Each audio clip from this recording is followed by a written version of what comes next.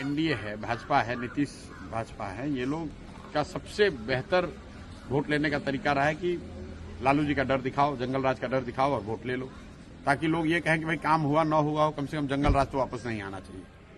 वो तो बिहार में फैक्ट्री रोजगार चाह रहा है और अमित शाह कह रहे हैं कि बिहार में तो फैक्ट्री के लिए जमीन है नहीं, तो इसका मतलब है कि आने वाले सालों में भी बिहार में फैक्ट्री नहीं लगेगा। अमित शाह ने खुद कह दिया, तो बिहार का युवा उनको क्यों वोट देगा?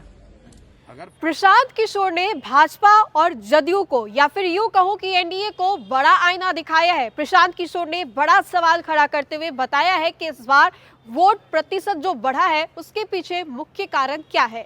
नमस्कार, आप देख रहे हैं न्यूज़ 4 नेशन, आपके साथ मैं हूं राजनंदिनी। बिहार विधानसभा चुनाव जो है वो चल रहा है। पहले चरण का चुनाव जो है वो पूरा हुआ, इसी के साथ दूसरे चरण के चुनाव के लिए तैयारियां जो है वो जोरों शोरों पर है। वैसे में आपको बताएं तो इस बार वोट प्रतिशत जो है वो बढ़ा है। कहा यह जा रहा है कि ये वोट प्रतिशत जो बढ़ा है वो कहीं ना कहीं बदलाव की ओर इशारा कर रहा है। कहीं ना कहीं ये चिल्ला चिल्ला कर बता रहा है कि इस बार बिहार की जो जनता है वो बदलाव चाहती है। इसी कड़ी में आपको बताएं तो प्रशांत किशोर का एक बड़ा बयान इन सभी चीजों को लेकर के सामने आया है। आइए हम आपको पहले लिए चलते हैं, क्या कुछ कह रहे हैं जनसुराज के सूत्रधार प्रशांत किशोर।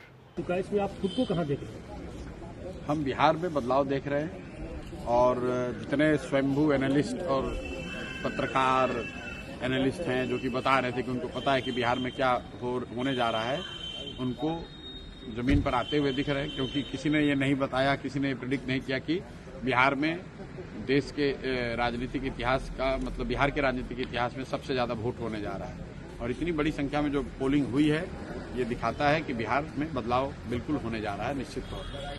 और बिहार में इस बार चुनाव में महिला एक्स फैक्टर नहीं है, बिहार का युवा एक्स फैक्टर है, बिहार का प्रवासी मजदूर एक्स फैक्टर है, क्योंकि वो अपने घर की महिला को बता रहा है कि वोट इस बार किसको देना है। 10,000 रुपए के लालच में अगले 5 साल का भविष्य नहीं बेचना है। तो नीतीश कुमार का ये दाव उल्टा पड़ने वाला है, क्योंकि लोग पैसा तो लिए हैं लेकिन उनके कहने पर वोट नहीं देंगे। ये फर्क आप समझिए। पहले के चुनाव में ये लोग छठ मनाकर चले जाते थे, फिर महिला अपने हिसाब से वोट करती थी।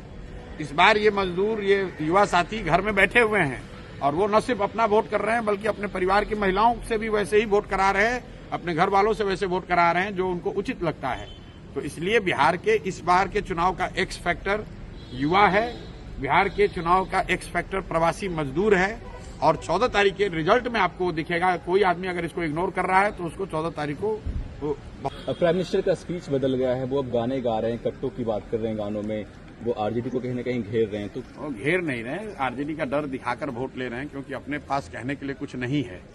तो पीछे कई दशकों से जो एनडीए है, भाजपा है, नीतीश भाजपा है, ये लोग का सबसे बेहतर वोट लेने का तरीका रहा है कि लालू जी का डर दिखाओ, जंगल राज का डर दिखाओ और वोट ले लो, ताकि लोग ये कहें कि भाई काम हुआ ना हुआ हो, कम से कम जंगल राज तो वापस नहीं आना चाहिए। लेकिन इस बार वो स्थिति बदली हुई है। प्राइम मिनिस्टर ये जो कह रहे हैं वो शायद उनको जमीनी हकीकत इतना पता नहीं चल रहा है। अगर आप ये कह रहे हैं कि जंगल राज नहीं आना चाहिए तो लोग कह रहे हैं ठीक है नहीं आना चाहिए, लेकिन आप क्यों आना चाहिए? जनसुराज आना चाहिए। विकल्प तो एक नया दूसरा है। जब विकल्प नहीं था तब वो प्राइम मिनिस्टर की बात ठीक थी, तब वो काम भी करता था। इस बार वो काम नहीं कर रहा है। राहुल, आप देखिए कि जो प्रवासी मजदूर है, आप लोग तो गांव देहात में यहाँ जमीन पर आज पत्रकारिता कर रहे हैं, आप लोग जरा जाकर देख लीजिए कि प्रवासी मजदूर किसको वोट कर रहा है। कल तक तो एनडीए को वोट कर रहा था, वो तो मोदी कर रहा था, आज तो वो नहीं कर रहा है।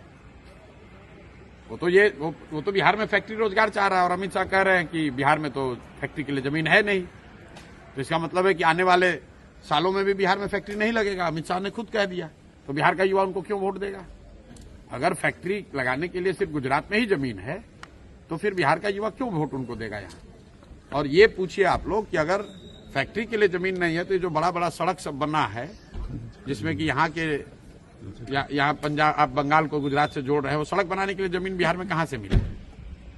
तो आपको अपना सड़क बनाना है, नेशनल हाईवे बनाना है तो बिहार में सड़क जमीन है, और बिहार के बच्चों के लिए फैक्ट्री बनाना है तो कह रहे कि यहाँ जमीन नहीं है। तो आपने सुना कि प्रशांत किशोर ने क्या कुछ कहा। प्रशांत किशोर ने बड़ा हमला करते हुए कहा है कि ये जंगल राज का हवाला देते हुए ये जो लोग हैं वो आरजेडी को डरा रहे हैं। और साथ ही साथ बिहार की जनता को भी डरा रहे हैं। इतना ही नहीं, उन्होंने ये भी कहा है कि ये लोग कब तक जंगल राज का जिक्र करेंगे, आखिर कब तक इनके जहन में जंगल राज जो बातें हैं वो चलती रहेगी और इसी के हवाले ये लोग वोट जो है बिहार की जनता से लपकते रहेंगे। प्रशांत किशोर ने बड़ा हमला करते हुए भाजपा और जदयू को अपने रडार पर लिया है और उन्होंने कहा है कि प्रशांत किशोर जिस तरीके से चुनावी सभा को संबोधित कर रहे हैं, इस बार वोट प्रतिशत में बढ़ोतरी हुई है, बढ़ा भी है वो, जो कि काफी बड़ा इशारा कर रहा है, मैसेज कर रहा है कि इस बार जो वोट परसेंटेज बढ़े हैं, प्रतिशत बढ़ी है, वो कहीं ना कहीं बदलाव की ओर इशारा कर रही है। तो हम आपको सुनवा रहे थे कि क्या कुछ कह रहे थे और प्रशांत किशोर ने इन सभी चीजों को लेकर के क्या कुछ कहा और बिहार में चल रहे चुनाव को लेकर के प्रशांत किशोर का क्या कुछ बयान था। तो फिलहाल के लिए इस खबर में इतना ही। खबरों का सिलसिला लगातार जारी रहेगा। देखते रहे न्यूज़4 नेशन। बहुत बहुत शुक्रिया।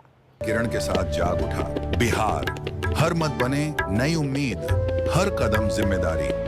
न्यूज़4 नेशन की अपील, 6 और 11 नवंबर को घर से निकलें, वोट करें और अपने भाग्य विधाता खुद बने।